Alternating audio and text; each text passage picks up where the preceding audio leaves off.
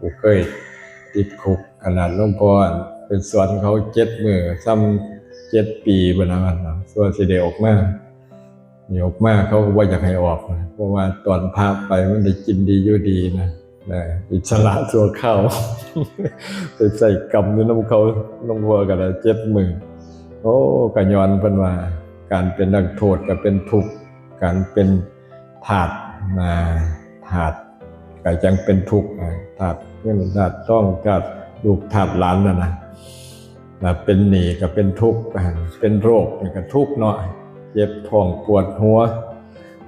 มีเงินแสนเงินล้านก็ว่ามีข้อหมายทั้งทีร่างกายว่าแข็งแรงก็ยัง